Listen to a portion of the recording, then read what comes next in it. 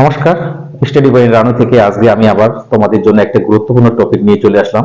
যে টপিকটির মধ্যে প্রতি কটা পরীক্ষার মধ্যেই কিন্তু এই ধরনের অঙ্ক একটা বা দুটো থাকেই, ঠিক আছে। তো আজকে আমরা এই অঙ্কগুলো পিতা ও পুত্রের বয়স বের করার যে অঙ্কগুলো সেগুলো যদি সাধারণ নিয়মে করতে যাই আমরা, তো বেশ কিছু সময় কিন্তু আমাদের লেগে যায়।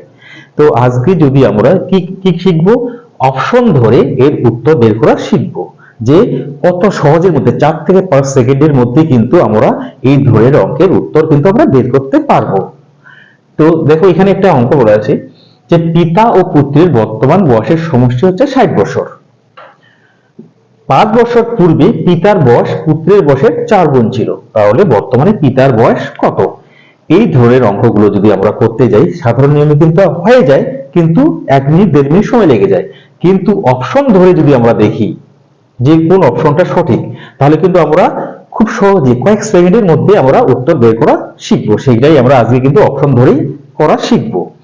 দেখো কি বলেছে, পিতা ও পুত্রের বর্তমান বয়সের সমষ্টি হচ্ছে 60 বছর। তো এখানে আমরা প্রথম অপশনটা ধরে কাজ করা শুরু করলাম। যদি 60 বছর হয়, এখানে কি বলেছে পিতার বর্তমান বয়স ধরে নিলাম আমরা 40। যদি পিতার 40 বছর হয় তাহলে পুত্র কত হচ্ছে, 60 থেকে 40 বিয়োগ করলে কত, 20। এইবার কি হয়েছে, 5 বছর পূর্বে পিতার বয়স, 5 বছর পূর্বে পিতার বয়স কত হবে, তাহলে 35। পুত্রের বয়স কত হবে, তাহলে 15। কি বলেছে, পুত্রের বয়সে 4 গুণ।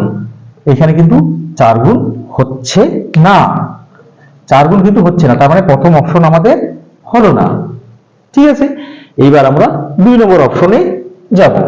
দেখো 2 নম্বর অপশনে কি বলেছে, যে পিতার বর্তমান বয়স 45 বছর। আমরা পিতার বর্তমান বয়স 45 বছর ধরলাম। পুত্রের তাহলে কত হচ্ছে, 15 বছর। 15 আর 45 কত হচ্ছে, 60। এবার 5 বছর পূর্বে পিতার বয়স তাহলে কত হচ্ছে, 40। 5 বছর পূর্বে পুত্রের বয়স কত, 10। তাহলে 5 বছর পূর্বে হচ্ছে পিতার বয়স ছিল 40, পুত্রের বয়স 10। এবার কি বলেছে, 5 বছর পূর্বে পিতার বয়স পুত্রের বয়সের 4 গুণ। দেখো পুত্রের বয়স পিতার বয়স পুত্রের বয়সের 4 গুণ।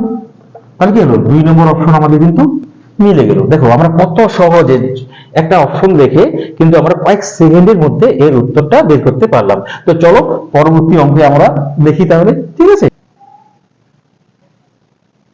চলো তাহলে আমরা পরবর্তী অঙ্ক এবার দেখে নিই। কি বলেছে এখানে, যে পিতার বর্তমান বয়স পুত্রের বর্তমান বয়সের 4 গুণ।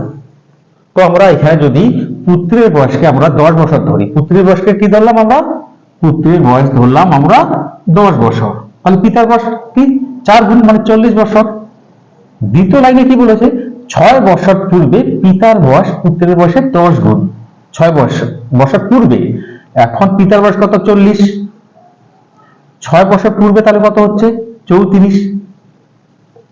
এবার বর্তমান পুত্রের বয়স কত, 10 বছর। 6 বছর পূর্বে কত, 4 বছর।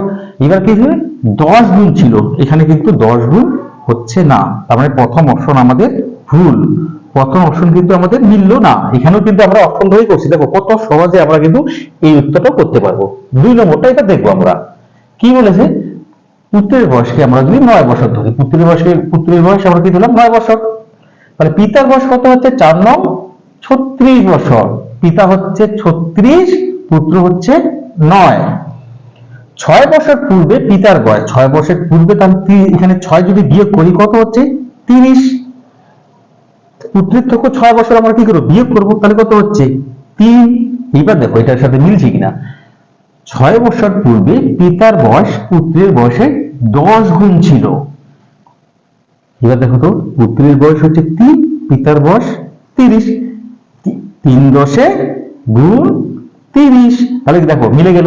তাহলে আমাদের 2 নম্বর অপশন কিন্তু উত্তর চলে আসলো। দেখো কত সহজে কিন্তু আমরা এই ধরনের অঙ্কগুলো কিন্তু আমরা করতে পারি। তাহলে পুত্রের বর্তমান বয়স কত আমাদের কি বের হলো, 9 বছর। তো এইরকম ভাবে কিন্তু প্রতি কটা পরীক্ষার ক্ষেত্রে, সে পিএসসির ক্ষেত্রে, রেল, ব্যাংক বা যে কোনো পরীক্ষার ক্ষেত্রে কিন্তু এই ধরনের পিতা পুত্রের বয়স বের করতে অঙ্ক থাকেই। তো আমরা কিন্তু এইভাবেই অপশন ধরে খুব সহজ, অর্থাৎ 2 থেকে 5 সেকেন্ডের মধ্যে আমরা কিন্তু এর উত্তর বের করতে পারবো। চলো আরো একটা অঙ্ক আমরা তাহলে দেখে নিই। চলো তাহলে আমরা পরবর্তী পিতা পুত্রের আরো একটা বয়সের অঙ্ক আমরা দেখে নিই। কি বলেছে, পিতা ও পুত্রের বর্তমান বয়সের অনুপাত হচ্ছে 3:1।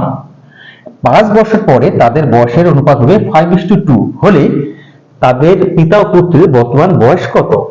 দেখো কি বলেছে, পিতা পুত্রের বর্তমান বয়সের অনুপাত 3:1। এখানে কি করবো আমরা, অপশন দেখে কয়েক সেকেন্ডের মধ্যে উত্তর কিন্তু বের করবো। তো দেখো এইখানে কিন্তু অপশনের মধ্যে আমাদের দুটো অপশন প্রথমেই বাদ চলে যাচ্ছে, 3:1। তার মধ্যে কিন্তু দেখো 4, 40 আর 20 এই অপশনটা কিন্তু মিলছে না। প্রথমে কিন্তু এই অপশনটা আমাদের উত্তর থেকে দূরে সরে গেল। দেখো এখানে আবার কি হচ্ছে, 36 আর 18, এখানে কি হচ্ছে, এই অপশনটাও কিন্তু মিলছে না। অর্থাৎ এই দুটো অপশন কিন্তু আমাদের উত্তর থেকে আলাদা হয়ে গেল। এখন থাকলো কত, 45 আর 15, 36 আর 12। এই দুটো অপশনের মধ্য থেকে কিন্তু আমাদের উত্তর বের করতে হবে। তো প্রথমে আমি প্রথম অপশনটাকে ধরে নিলাম।